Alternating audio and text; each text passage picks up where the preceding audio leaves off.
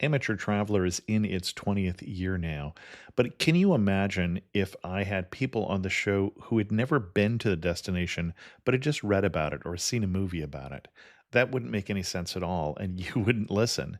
We all know how important it is to receive advice from people who know a destination to get the most authentic local experience.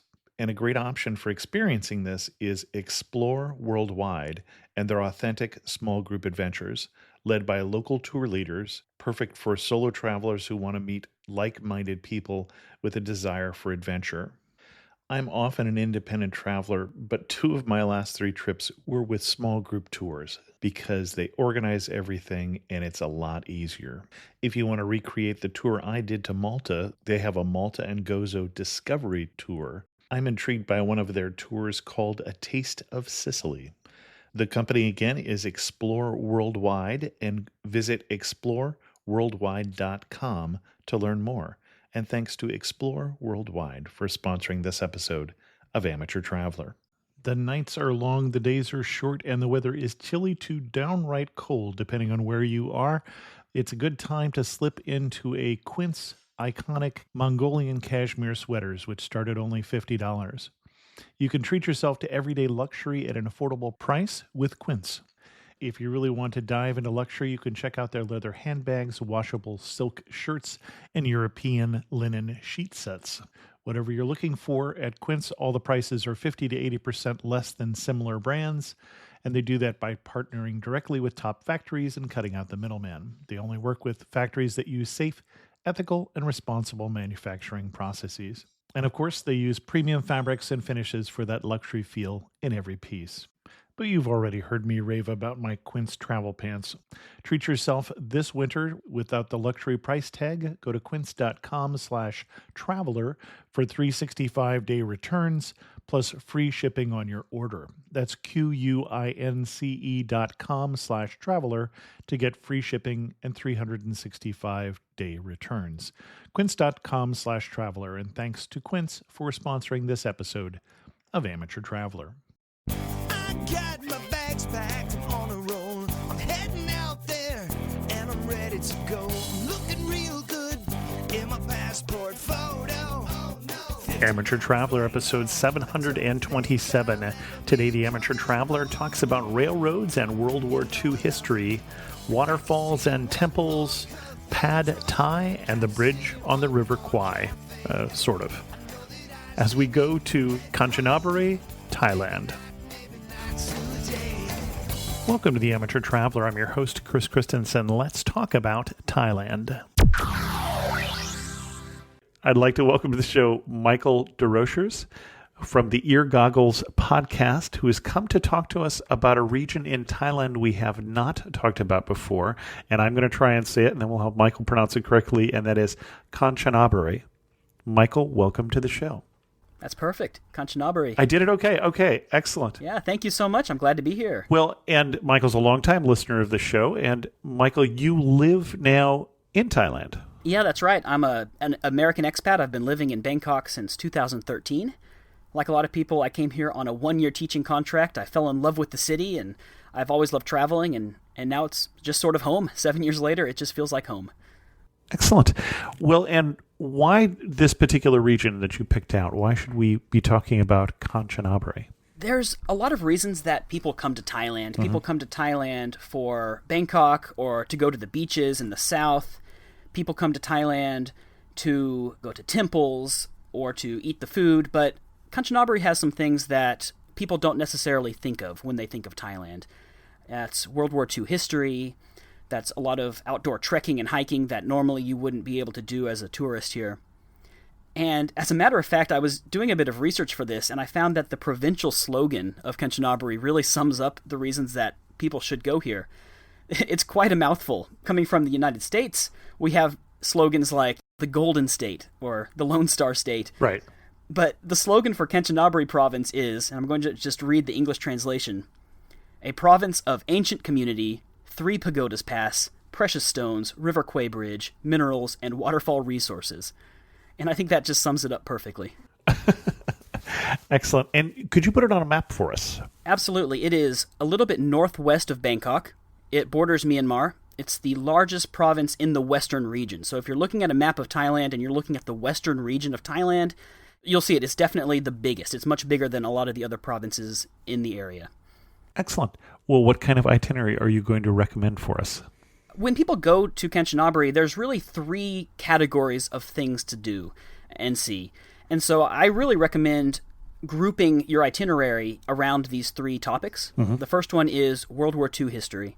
The second one is nature. And the third one is history and culture, or ancient history and culture. Okay. And for me, I'm a big history guy. So for me, the reason that I went there originally was to experience the World War II history. And that's probably what the province and the town itself, Kanchanaburi town itself, is best known for. So Kanchanaburi is probably the best known in the West as the location of the bridge on the River Kwai, the famous book and film starring Alec Guinness. And it was the site where 16,000 Allied POWs and about 90,000 Asian laborers died trying to build the railway all the way from Singapore to Myanmar during the Second World War. And it's a really powerful site to visit. There's a lot of historical places. There's Hellfire Pass, there's Wangpo Viaduct, there's the Allied War Cemetery, all of which are related to this historical moment in time. Well, and you said that one trouble I might have with there is if I get in a cab and I say, take me to the bridge on the River Kwai, I may be confusing my cab driver. That's right. Why is that? Absolutely, because even though the movie is world famous as the River Kwai, that's actually not how it's pronounced in the Thai language. In Thai, it's actually River Kwai. I don't know why they spelled it Kwai. I think it should be written Kwae, so as not to confuse people. But in Thai, the word Kwai means buffalo. And so if you ask a driver to take you to the Kwai or the River Kwai, they're going to be, definitely confused. You're not going to go where you think you are. Well, and so if I go there now, as I recall, the end of the movie, they blew up the bridge, but there is a bridge there still. Right. There is a bridge. It was rebuilt. The bridge in the movie was made of wood. The rebuilt bridge is metal. Parts of it are original from the reconstruction back during the Second World War, but parts of it have been rebuilt since then. And the reason that it's been rebuilt is because it's actually still an active part of the Thai railway system. So getting to Kanchanaburi from Bangkok, there's a lot of ways that you can get there, but in my opinion, the best way to go is to actually take the train along the Burmese Death Railway from Bangkok to Kanchanaburi, and it goes right to the bridge. Well, and we should say that when you talk about it as the Death Railway, that is because of the number of the laborers and the prisoners of war who died building it, not because that will be your experience necessarily on the train. Not at all. It's not the most comfortable train, but you'll certainly survive. Got it. And we can take that right from Bangkok. The main rail station in Bangkok is Hua Lamphong Station. You cannot get there from there. You have to cross the river to a station called Bangkok Noi Station. And it's quite easy to get to. You can just tell any driver Bangkok Noi, and they'll know exactly where to take you. And the train ride takes about 3 or 4 hours, depending on how many stops they make.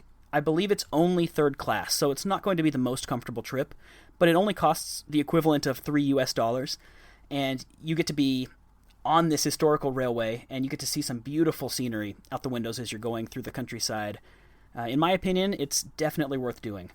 Now, you say third class, and we need a little bit of clarification there, because I think of the trains that I have taken in Asia, first class, you had a private compartment, second class, it was open, but you might have a space, but what is third class? Third class, I'm not hanging on the outside, right? Absolutely not. No, third class, you're not going to have an assigned seat. They won't oversell the tickets, but you won't have an assigned seat. It'll be a bench rather than an individual seat to sit in. It's open. There's usually not air conditioned, but it's more fun because there's going to be people walking up and down selling snacks and drinks. There's going to be people sticking their hands in the window trying to sell you mangoes and bananas as you're driving along, and it's a lot more fun, I think, to ride that way, at least for a short distance. You know, for 3 hours, it's okay. I wouldn't go across the country that way, but for a day trip, a 3 or 4 hour journey, it's great. Okay. So we get to the end of the line on the Death Railway successfully, and then what are we going to do? Well, when you arrive at the Kanchanaburi railway station, you're right in front of the Allied War Cemetery in town. And I really think that's probably the best place to start. You can walk through the cemetery, and it's really well maintained. It's actually maintained by the Commonwealth War Graves Commission. Okay. And the soldiers interred there are mostly Dutch or Commonwealth citizens. A lot of the American POWs their remains were repatriated back to the U.S., so you won't see many Americans, but there's a lot of Commonwealth citizens buried there.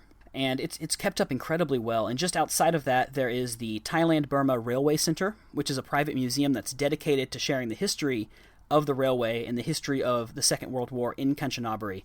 And it's probably the best museum on the subject. There's several museums in the area, but this one is, in my opinion, the best one. It's very informative. They've got a lot of great artifacts that have been donated by the survivors or by their families, and I would absolutely recommend starting there. Okay. From there, I would say go to the bridge. Go to the bridge itself and see that. You can walk across it. Be careful because the trains do run on it, but people tend to know when the train is coming and get out of the way in plenty of time. But yeah, you're allowed to walk across it. So if you've read the books or if you've seen the movies about this event, it'll feel very real when you walk across the bridge. And if you're into history and if you know a lot about history, or even if you're not, I think it's a really powerful, moving experience to visit it. Okay. Further on, well, okay, I do want to back up for a second because there is a question that you asked, and you had asked me what the guidebooks recommend that I would skip, and I do want to talk about that because it is related to this part of the town. Okay. So when you're going to the bridge, there's also another war museum called the Jeath Museum, Jeath, and I believe it stands for Japan, England, Australia, Thailand, Holland Museum. Okay. It's officially a war museum, and there's a lot of write-ups about it in the guidebooks, and the guidebooks recommend it. I don't know if I would necessarily recommend this museum. It's just, it's kind of badly organized. It's really just a collection of stuff from the 1940s. Okay. There's like, this is a typewriter from 1936, and you're like, well, that's great, but that has nothing to do with the bridge on the River Kwai. And there's like a statue of Winston Churchill and a statue of Hirohito, and it's just a very kind of an odd museum. It's just a collection of stuff. And if you want to do it, it's fine. It's probably $1.50 to visit. And they do have some real artifacts. They have a real train engine. They have some military planes and some helicopters. But if you're on a time crunch, I would kind of recommend skipping it. It's really just not worth the time necessarily to visit. Okay. But while you're on the track of visiting the Second World War sites, I really can't stress enough how great it is to visit Hellfire Pass, which is out of town. You will need to get a driver or take a motorbike to get there. It's out of town, about an hour and a half, I guess. But Hellfire Pass was the most dangerous part of the railway construction, where the POWs had to chisel out a path through a mountain, essentially. And it was called Hellfire Pass because just how awful it was working there. They were working like 18-hour days. And Hellfire Pass also has a very good museum that is maintained by Australia, by the Australian government. And when you're there, you can actually walk through the pass that they've carved out. And there's an audio tour that you can get from the visitor center that is made up of a collection of interviews by the survivors. And it's incredibly moving. It is such a powerful experience, and I can't recommend that enough. So it's worth the day trip to get out there. Okay.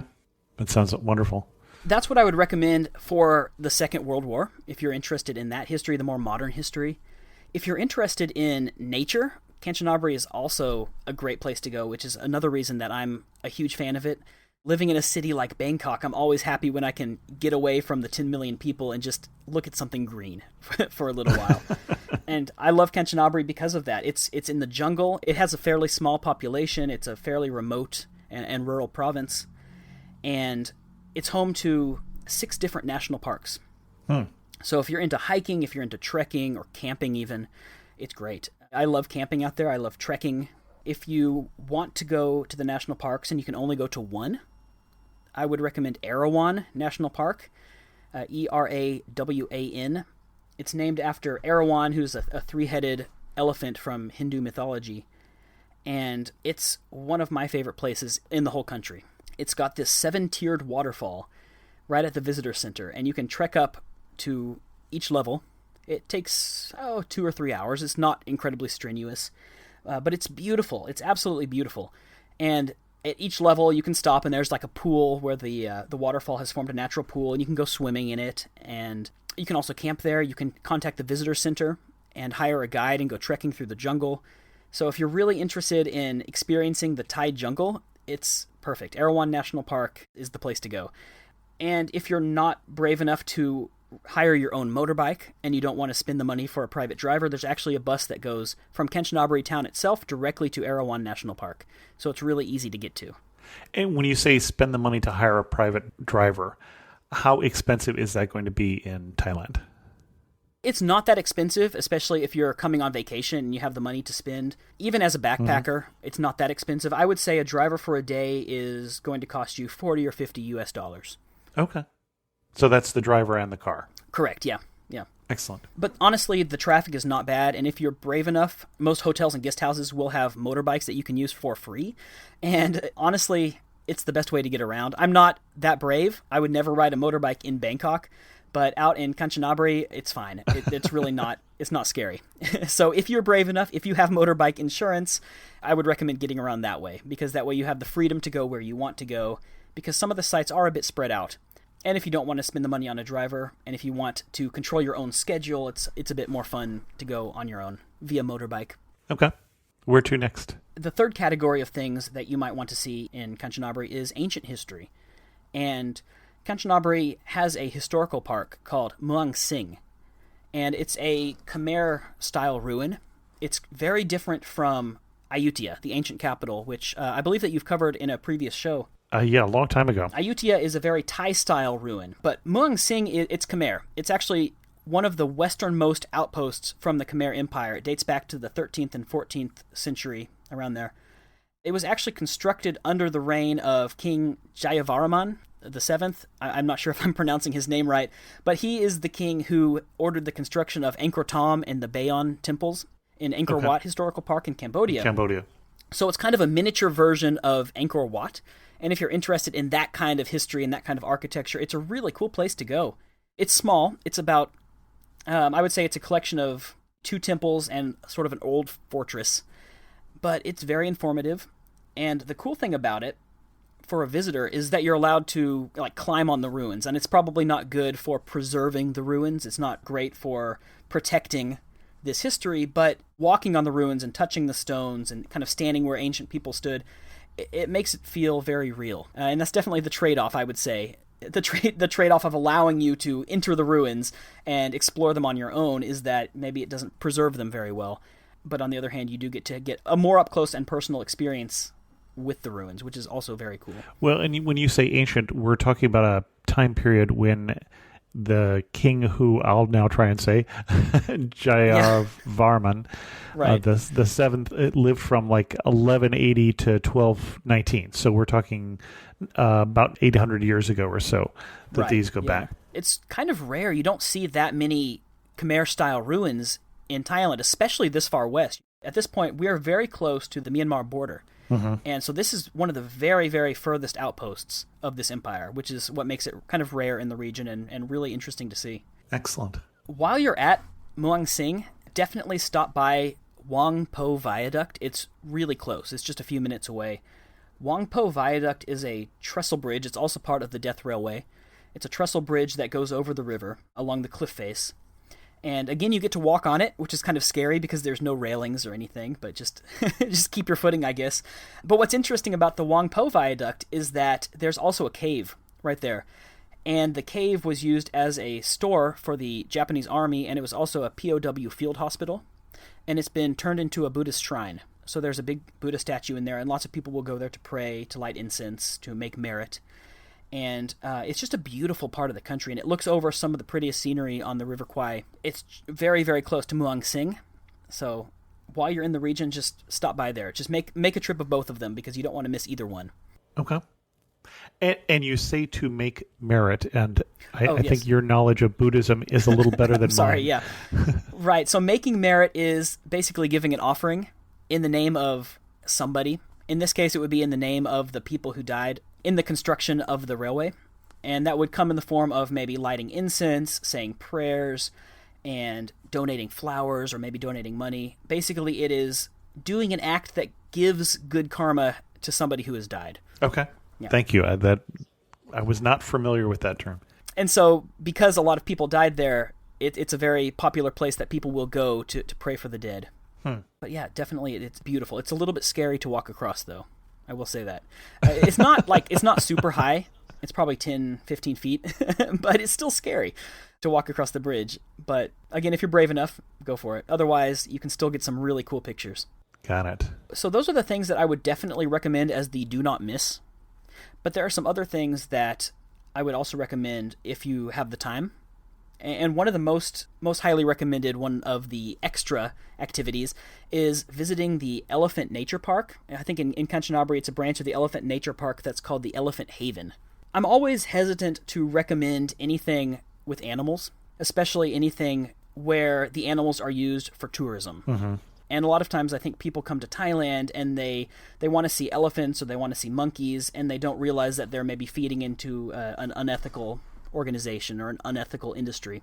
And so a few years ago, my mother wanted to visit Thailand, and she loves elephants. She really wanted to see some elephants, and I did a lot of research to try to find an organization that was ethical. And Elephant Nature Park is very good. They're very, very good. They do not allow you to ride the elephants. They take really good care of them. A lot of the elephants at the nature park are rescued from the tourist industry, or they're rescued from the logging industry.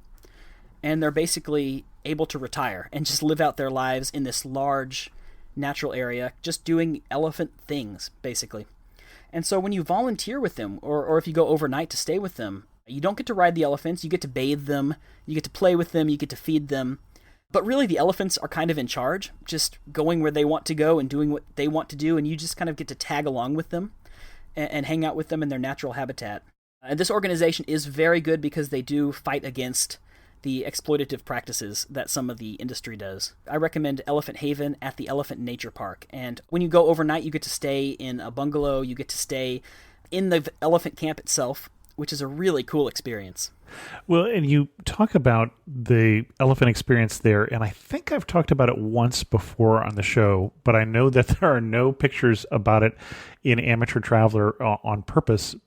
But when I was there for a tourism board event with the TBEX travel blogging conference, they had told the tourism people they specifically didn't want us to go to some of the other non-ethical kind of elephant shows, which are where you can see the elephants outside chained on these really short chains, or where the people who are making the elephants go through these tricks have a very pointy hook that clearly the elephant was trained with in not a comfortable manner. Right. But at one point we had extra time in the schedule and somebody had missed a memo and took us to one of these shows. And I'm sitting there going, well, I'm not writing about this. I'm not promoting this. And it was uncomfortable because I'm aware that riding an elephant, for instance, is not good for an elephant and all of those sorts of things. So, yeah. Right. Well, and I think a lot of people go and don't have any know. Right. They just don't know. Anytime an elephant is performing, or anytime an elephant is being used to give rides, that's, exactly. They've been trained with that hook, and the chair that sits on the elephant's back is really, really bad for their back and causes them a lot of pain. And so, people come to Thailand. I've had colleagues that have come here to work in Thailand, and they're just so excited when they see elephants, and they see an elephant, and they go and they put money in the hat in front of the elephant, and the elephant does a dance, and it's really funny and it's cute, but you just can't support that. Right. And that's why organizations like this one, like the Elephant Nature Park, are really important, because they do rescue these elephants that are in that situation, and they bring them to this, I guess, sort of a rehabilitation camp where they can retire safely, and they can just live out the rest of their lives in a more natural way. And so they don't allow anyone to ride the elephants. They just get to live elephant lives, which is, I think, super important. Yeah, and I wasn't aware of this one. I was aware of the famous one up in Chiang Mai that's very similar. This one is a branch of that one. So Elephant Nature Park is the organization, and the Elephant Haven is the one in Kanchanaburi, but they're the same organization. But yeah, you can understand why people are drawn to elephants. They're a magnificent animal. They're brilliant. They're so smart. They're hilarious to watch. Yeah.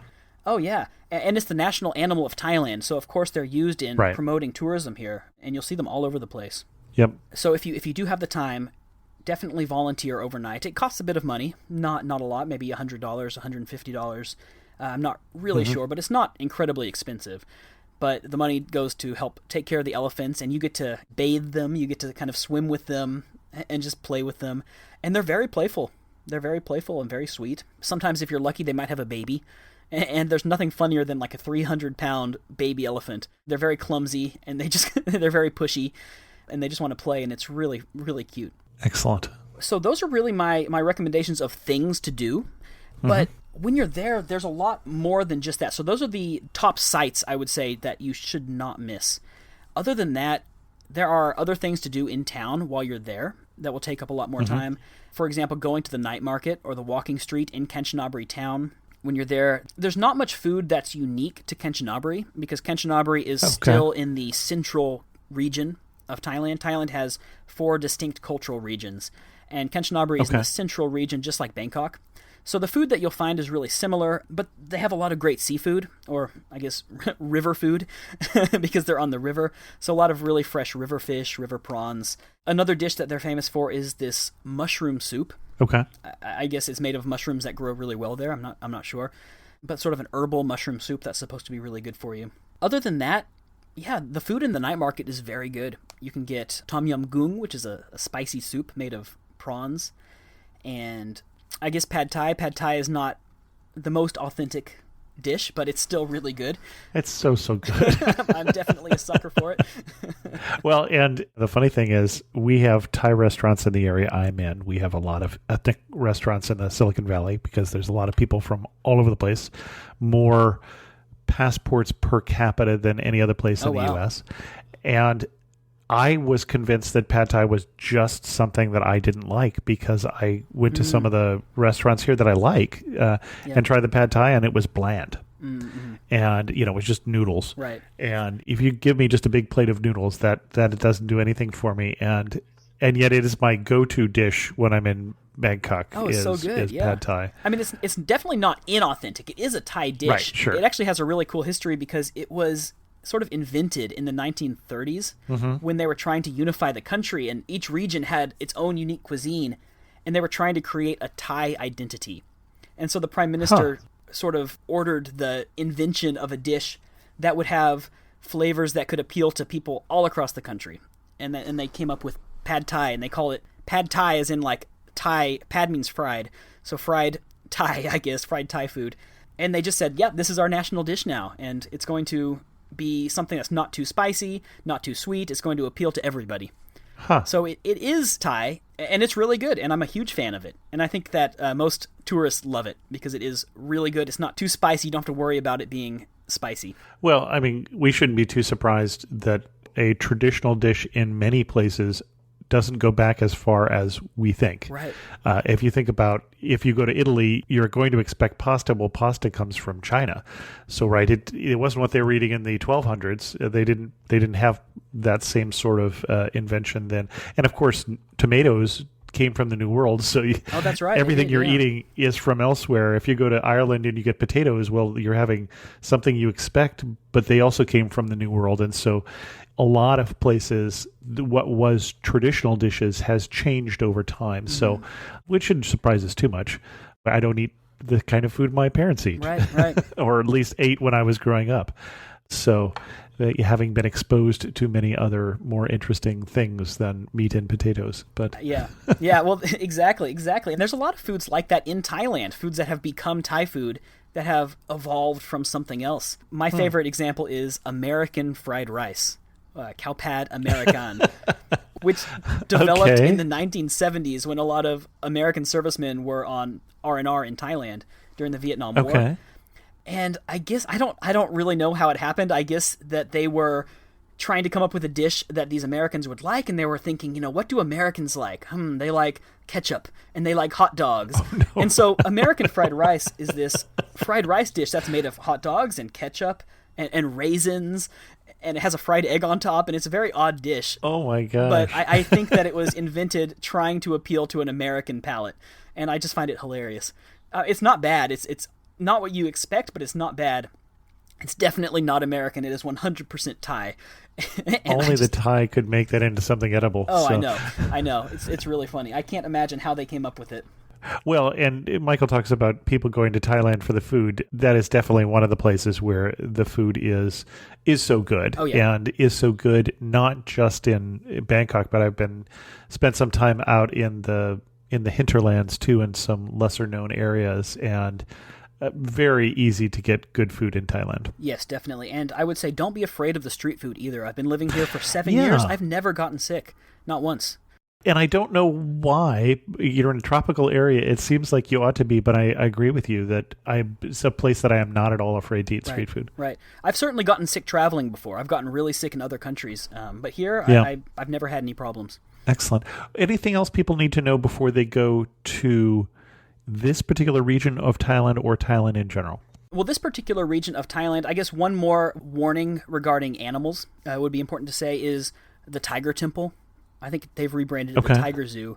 You might have heard about this one. It made big international news a couple of years ago.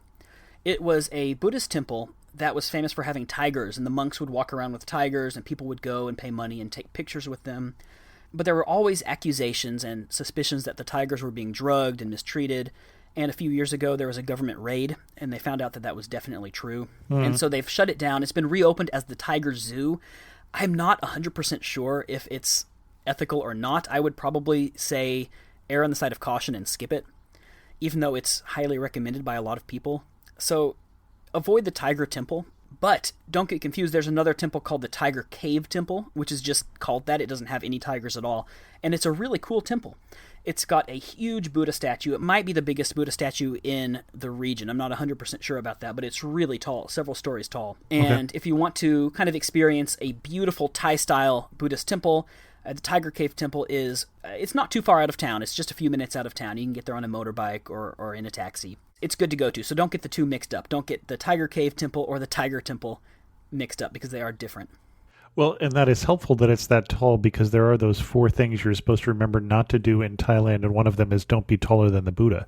So if it's 2 stories tall, that's always helpful. Yeah, if you're tall, you have don't to kind of pat duck. somebody on the head, don't point your feet towards somebody, and don't say anything bad about the king. Exactly. That's actually very important. Let's definitely reiterate that because that is highly illegal.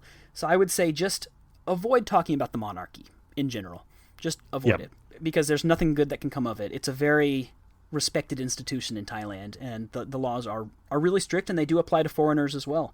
So as a tourist, and just show proper respect. And that actually comes down to something that a lot of people don't think about, and that's the money. So if you're on the street and you're buying... the king is on the money. Yeah, you're buying a snack and you accidentally drop a coin and it starts to roll away, do not step on it. It goes back to what you were saying about the feet. Don't put your feet on the face of the king. That would be really bad, and you'll definitely get some dirty looks if you do that. If your money is blowing away, just don't step on it. Pick it up with your hand. Yeah, interesting. Now, you mentioned there were 5 national parks. If I had a little more time, which is the next national park you would add after Erawan? Okay, the second one that you should go to is called Sayok National Park. Sayok. Right next door to it. It's right next door to Erawan, and you can get there actually by train. If you stay on the train past Kanchanaburi town, it goes all the way to a station called Namtok Station. And from there, you can just walk to the entrance of Sayok National Park. Namtok means waterfall, and Sayok has a huge waterfall as well. Okay. And they have great camping. And if you're really interested in camping, you can camp there. You don't even need to have your own equipment. You can rent all the equipment for about, I don't know, $10 probably from the National Park Visitor Center. And camp right there at the park. Do we need to book that in advance? You probably do. You can probably do that by getting on their website, although I don't think that many people in Thailand are necessarily into camping right now. It's not really a popular pastime, so you probably could just show up, but I would say don't risk it. Well, and the fact that there are 2 national parks here with a lot of waterfalls means that they get a lot of water. Yes. Is there any guidelines in terms of when you would recommend people come to Thailand? What's the best season for visiting this area? I would say definitely avoid the rainy season, which is like June through October. Okay. Because, it'll just be raining all day, and it just won't be that fun, especially if you want to do the outdoor activities. If you come in March, April, and May, it's going to be very hot. That's the hottest part of the year, and it's miserable. It's really bad. So avoid that as well. I would say the best time to go to Kanchanaburi is in, I don't know, they call it the winter, but it's really the dry season. So maybe November through February. It's not bad. Okay. It's really nice. Well, and is there any particular day that one ought to be in Thailand, or more specifically in Kanchanaburi? One of the 2 big Thai cultural festivals is called Loi Krathong Day. Okay. And it's a day that happens usually in November each year. It's lunar, so it moves around a bit, but it usually takes place in November. It's the River Festival. So in Thailand, the river is such an important part of life and culture. It gives life to the rice fields and everything. And this is a festival that is meant to honor the river. And so this is a day where people will go out, they'll build floats out of banana leaves and flowers and incense and candles, and they'll float them down the river. And it's a really beautiful festival. And it's great to see it in Bangkok, but it's also really important in Kanchanaburi as well, because the river is such an important part of life in Kanchanaburi. So if you do happen to be in Kanchanaburi in November, see if you can plan your trip so that you're there on Loy Krathong Day, because it's a beautiful holiday. And this year, Loy Krathong is on the full moon of the 12th Thai month, so whenever that is. Usually it's at the end of November. Good to know. Before we start to wrap this up, anything else we ought to know? Thailand is a really beautiful, really welcoming place. It's really easy to travel here. You'll be very comfortable. The people are friendly. But just like what we were talking about earlier with talking about the monarchy, be careful what you say. The defamation laws in Thailand can be really strict, and they do apply to tourists. Recently, there was news about an American tourist who left a bad review for a hotel and got sued with the country's strict defamation laws, and it's been kind of a big scandal in Thailand recently, so I would say wait until you come home if you do want to leave a bad review for something. That would be my advice. Other than that, the people are going to be very friendly. People are very welcoming. It's an easy country to travel in, I would say. Okay. You know what question's coming. You're standing in the prettiest spot in Kanchanaburi. Where are you standing and what are you looking at? Kanchanaburi has the best sunsets in Thailand, I think. There are so many hotels and guest houses that are, quote, floating hotels that have built themselves on barges that are tethered to the east side of the river. And they look out west, and so at night you can see the sun setting over the River Kwai.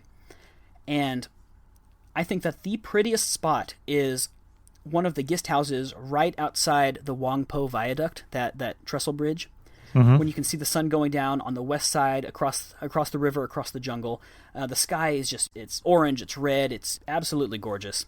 And if you're there in the evening, you can sit on the deck outside your floating hotel, have a beer or have a soda, and just watch this beautiful sunset. It's always incredible. I've been there so many times, and I've never been disappointed by the sunset in Kanchanaburi, especially right there, especially right at the Wangpo Viaduct. Excellent. Is there a particular guest house you would recommend? I believe it's called the Float House River Kwai. It's a little bit expensive. It's about $100 US per night. I mean, that's not that expensive, but for Thailand it is. If you are more in Kanchanaburi town and you're on a budget, maybe if you're a backpacker or a budget tourist, the hotel that I kind of use as my go-to is called the V-Inn Guest House. It's walking distance from the train station. It also faces west. It's nothing fancy, but it is a floating river hotel, and it's about $12 per night. So you're getting very basic, very basic accommodations, but it is beautiful, and it still looks out west, and you can still see the sunset just as well from there as you could at the fancy hotel. Got it. Actually, another hotel that I would recommend if you are into nature, especially if you're into nature but you don't want to really do camping, you can try glamping, which is getting more popular in Thailand. Sure. And one of the famous resorts is called the Hintok River Camp, and it's close to Hellfire Pass. So you can stay in a fancy tent with all of the luxury accommodations that you're used to, but you can still say that you've been camping. And it's probably the equivalent of 60 to 70 USD per night, I'd guess. Excellent. Now, we talked about food, and we're going to go down to the night market, I assume. Is there any other place that you would recommend that we go for the best food experience in Kanchanaburi? Well, if you're like me and you love a buffet, there's a really good buffet just kind of beneath the bridge. And if you're only in Thailand for a very short time and you want to sample lots of Thai food and kind of compare it, I would say it's a decent place to go because it's cheap and it's pretty good. But it's not going to be the most authentic food. I'm assuming this is a Thai buffet and not a Swedish smorgasbord. Yes, you're right. Okay. But it's not going to be the most authentic Thai food because it does cater more to tourists. Honestly, I would say stick to the night market if you want to try the really authentic food. Okay. Get some barbecued meat. Get some grilled river prawns. Yeah, because Kanchanaburi is famous for their river prawns. And what you can do is even take it back to your hotel, get it to go, take it back to your hotel, and kind of have a picnic on the deck outside your floating hotel. It's probably the best way to enjoy the meal, honestly. Excellent.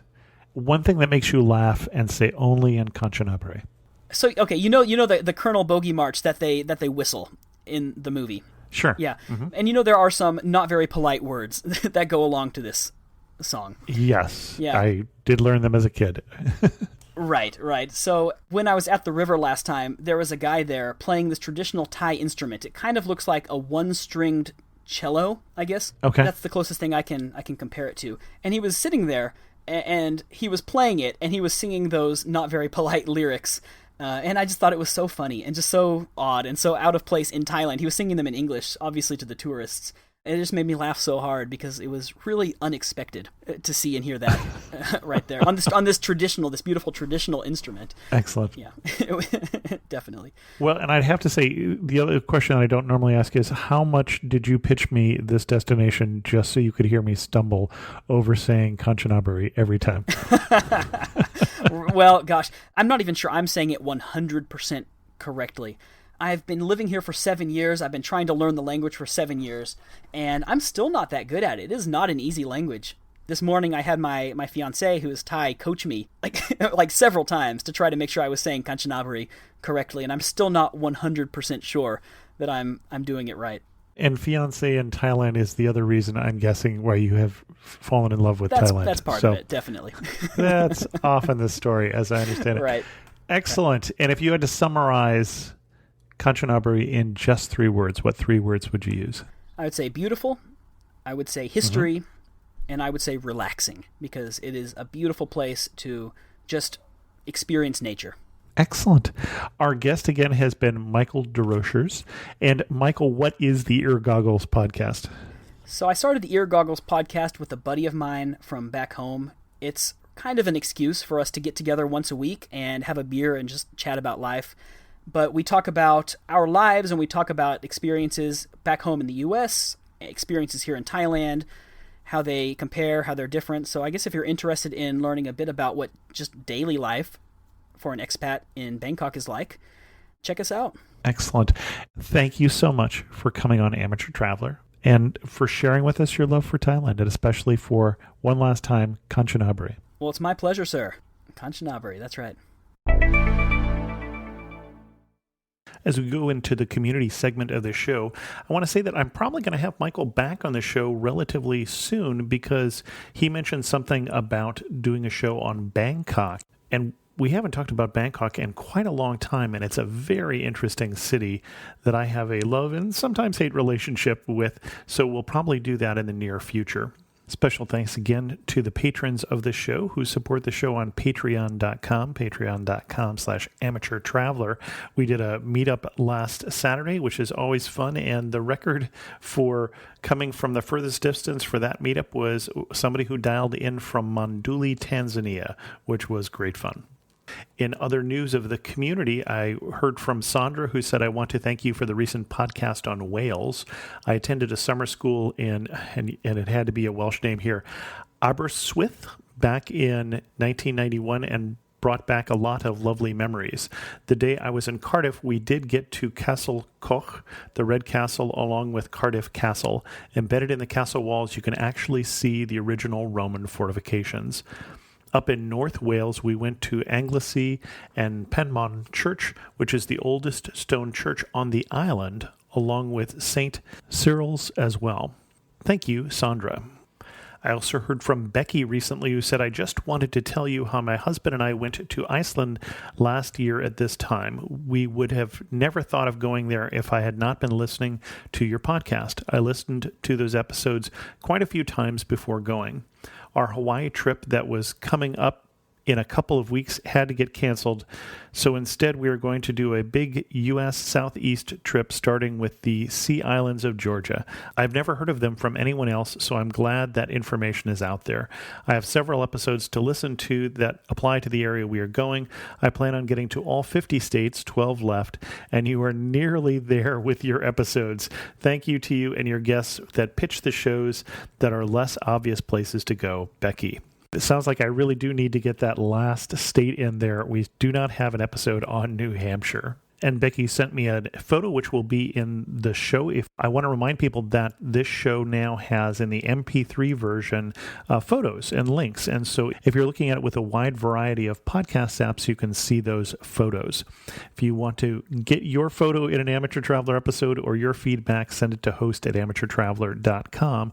I especially love hearing how you actually went places because of episodes that we did on the podcast. And if you want to wear an Amateur Traveler shirt in the photo you send me, all the better. You can get those at amateurtraveler.com/store. And with that, we're going to end this episode of Amateur Traveler. If you have any questions, send an email to host@amateurtraveler.com, which I think I just said, or better yet, leave a comment on this episode at amateurtraveler.com. And thanks so much for listening.